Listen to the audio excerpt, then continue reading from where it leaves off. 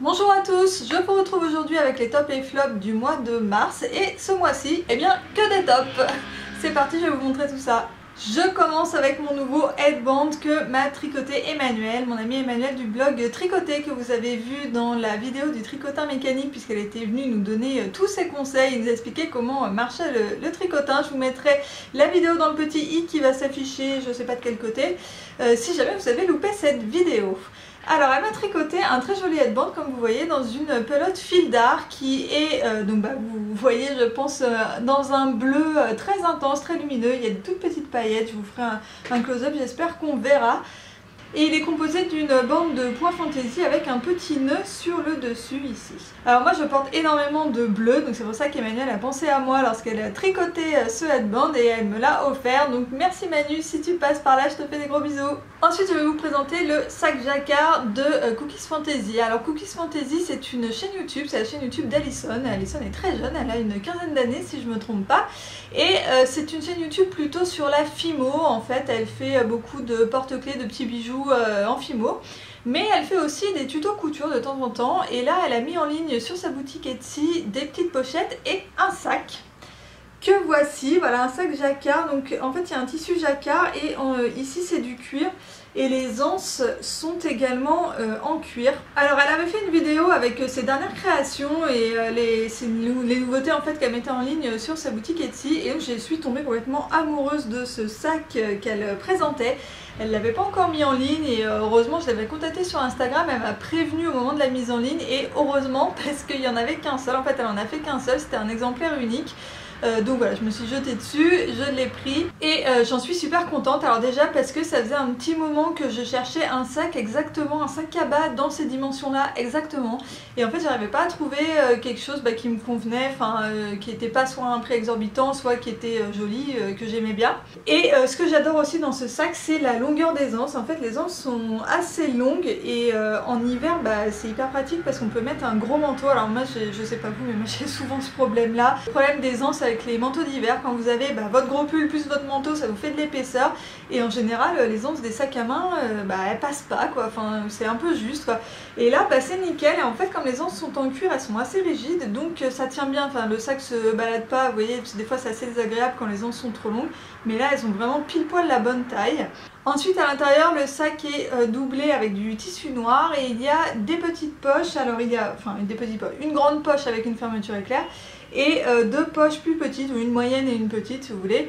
Voilà, ce qui est très pratique pour mettre toutes les affaires dont vous avez besoin quand même assez régulièrement, vos clés, téléphone, le badge du boulot, le passe Navigo pour prendre le métro, ce genre de choses. Donc voilà pour ce très joli sac de chez Cookies Fantasy. Donc malheureusement c'était un exemplaire unique donc il n'est plus disponible sur sa boutique. Par contre je vous mettrai quand même sa boutique en lien dans la barre d'infos si vous voulez aller jeter un oeil. Donc comme je vous ai dit il y a des petites créations en fimo et il y a aussi plein de petites trousses hyper mignonnes, des petites trousses soit à maquillage, soit à ranger vos petites affaires dans un sac à main par exemple. Ensuite également dans les tops, mon nouveau jean. Alors là c'est vraiment tout ce qu'il y a de plus basique. En fait je cherchais un jean taille haute couleur brute.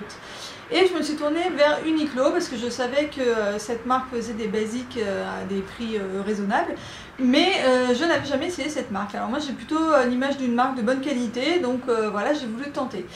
Et j'ai trouvé un jean coupe slim qui est super bien coupé, alors vraiment il me va super bien, en tout cas pour ma morphologie ça me va vraiment nickel, donc j'étais très contente. Et alors un très bon point chez Uniqlo c'est que les ourlets sont gratuits si le pantalon coûte plus de 20 €. Donc là mon jean il m'en a coûté 40, du coup j'ai eu l'ourlet gratuit parce que sinon le pantalon était vraiment beaucoup trop long. Voilà, donc un super point pour Uniqlo. Je l'ai beaucoup porté là ce jean, donc je l'ai lavé plusieurs fois.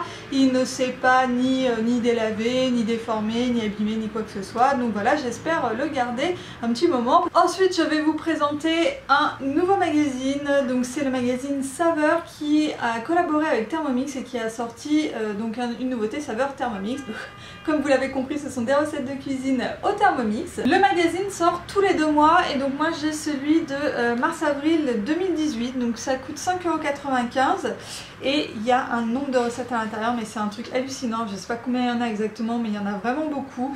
Le magazine est très bien présenté, il y a des jolies photos, les recettes j'ai parcouru un petit peu, il y a Enfin, des recettes qui ont l'air vraiment très très bonnes et surtout assez simples, qui nécessitent pas des ingrédients incroyables, complètement rares ou très très chers, quoi. En plus des recettes, vous avez des pages sur un thème donné, un ingrédient ou voilà. Donc voilà, j'ai pas encore fait de recettes de ce magazine, mais j'ai hâte d'essayer. Voilà, j'en ai pour tout le printemps hein, parce qu'il y a vraiment beaucoup de choses. Et pour terminer, on termine avec un livre. Il s'agit de Du côté de chez Swann de Marcel Proust. C'est le premier tome de la série À la recherche du temps perdu.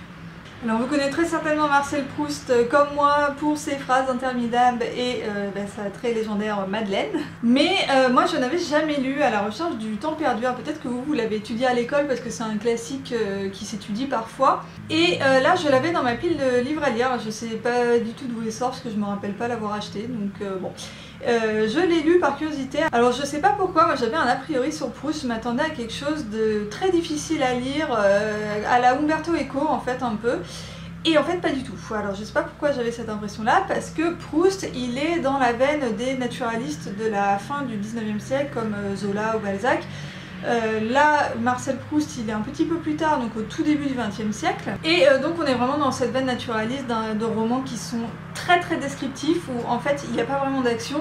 En gros, il se passe rien. Hein. Enfin, très clairement, si vous aimez les romans avec du suspense, Proust, ça va pas vous plaire, quoi.